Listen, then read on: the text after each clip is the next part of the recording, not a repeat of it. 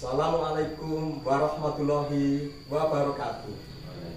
Alhamdulillah wassalatu wassalam ala Rasulillah Muhammad ibnu Abdillah amma ba'du. Salam dan bahagia. Pada kesempatan kali ini saya Nur Cahyo Trihadidin, calon guru penggerak angkatan 7 Kabupaten Banyumas dari SDN 2 Karangtengah akan mencoba melaksanakan wawancara terkait dengan pengambilan keputusan berbasis nilai-nilai kebajikan sebagai seorang pemimpin bersama beliau Bapak Sumardi SPD SD selaku Kepala Sekolah SDN 2 Pernasidi, dan beliau adalah salah satu sosok kepala sekolah yang bijak, yang baik. Sehubungan saya pernah satu SD atau satu instansi dengan beliau. Untuk itu kita langsung saja sapa beliau. Selamat pagi Bapak. Selamat pagi Mas Cahyo. Mohon maaf Pak sekiranya untuk hanya sekedar diskusi kaitannya dengan pengambilan keputusan berbasis nilai kebajikan sebagai seorang pemimpin Pak. Ya. Mohon maaf Pak, sini saya sampaikan untuk pertanyaan yang pertama. Selama ini bagaimana Bapak dapat mengidentifikasi kasus-kasus yang merupakan dilema etika atau rujukan moral Pak? Oh ya, terima kasih atas pertanyaannya Mas Cahyo.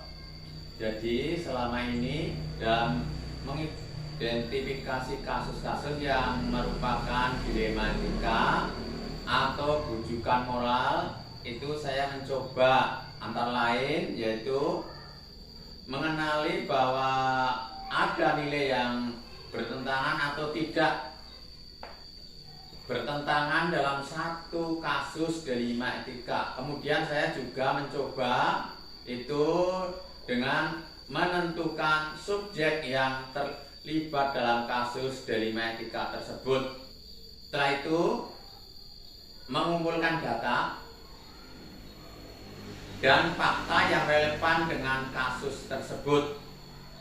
Setelahnya yaitu menguji kebenaran atau kesalahan dan menguji paradigma yang baru dalam dilema etika tersebut Mas Cahyo. Alhamdulillah Pak, saya dapat ilmu baru di sini Pak, kaitannya dengan pengambilan keputusan yang kaitannya dengan dilema etika dan rujukan moral Pak. Ya. Selanjutnya untuk pertanyaan yang kedua Pak, selama ini bagaimana Bapak menjalankan pengambilan keputusan di sekolah Bapak, terutama untuk kasus-kasus di mana ada dua kepentingan yang sama-sama benar atau sama-sama mengandung nilai kebajikan Pak? Oh ya, betul ya. Dalam menjalankan pengambilan keputusan di sekolah, terutama dalam penyelesaian kasus-kasus di mana ada dua kepentingan yang sama-sama benar atau sama-sama mengandung nilai kebajikan, saya mencoba memilah dan memilih prioritas dilema kasus seperti mana yang lebih menguntungkan, mana yang lebih urgen, mana yang lebih mendesak, dan mana yang lebih memberi solusi. Oh iya, di sini berarti untuk memilah dan memilih ya Pak? Iya, memilih ya. Betul.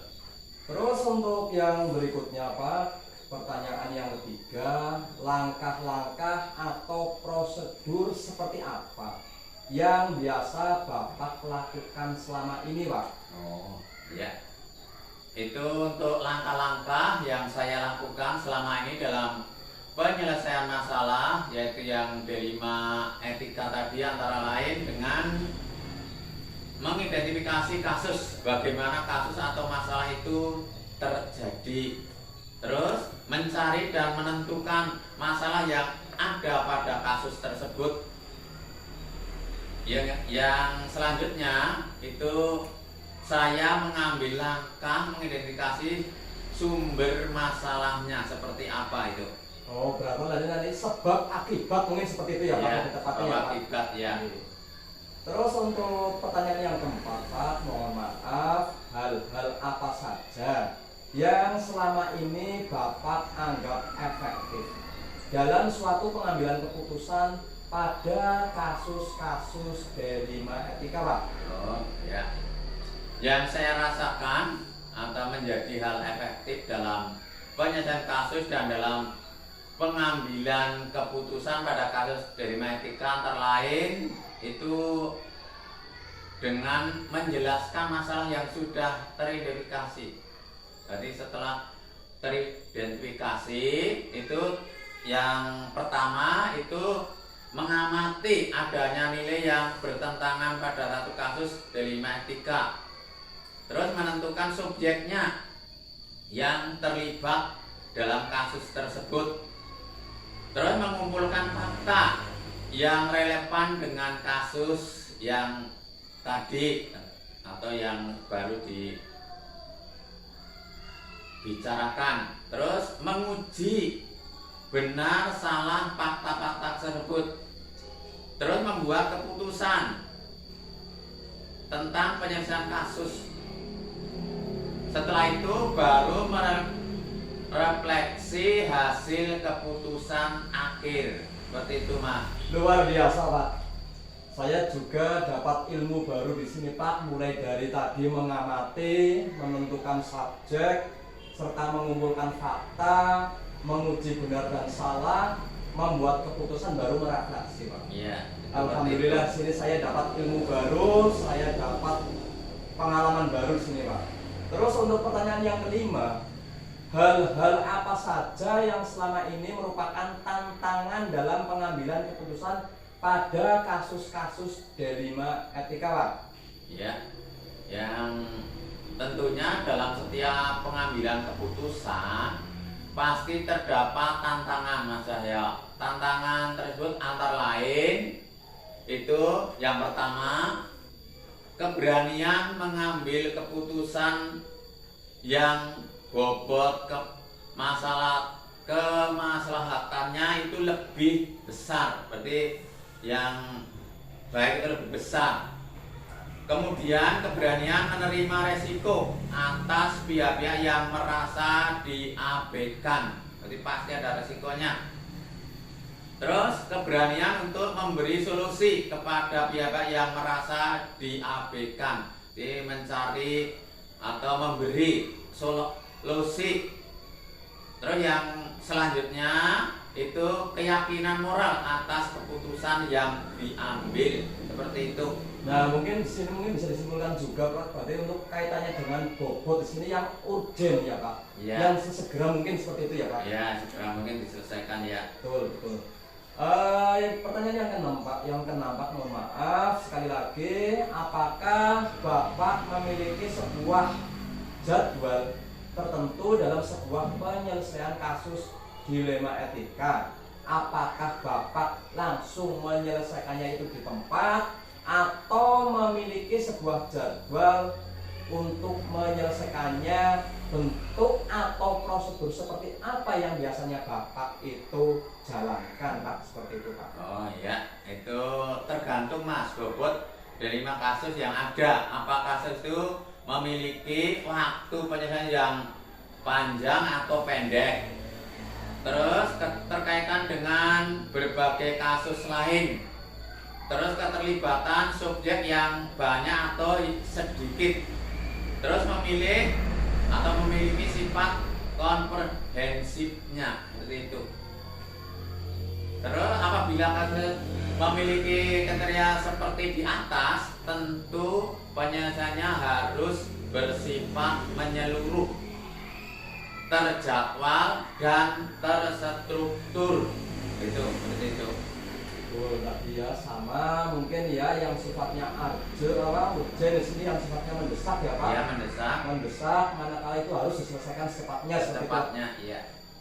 Pertanyaan yang ketujuh, Pak, adakah seseorang atau faktor-faktor yang selama ini mempermudah atau membantu Bapak dalam suatu pengambilan keputusan dalam kasus-kasus dilema etika, Pak? Ya, iya. Dalam mempermudah atau membantu saya dalam pengambilan keputusan terhadap kasus-kasus dilema etika, saya tentu melibatkan orang-orang yang berkompeten di bidangnya terhadap motif kasus yang sedang dihadapi. Atasan langsung ya, atau atasan langsung kita atau juga komite sekolah, terus teman-teman sejawat itu pasti terlibat. Itu karena sangat penting.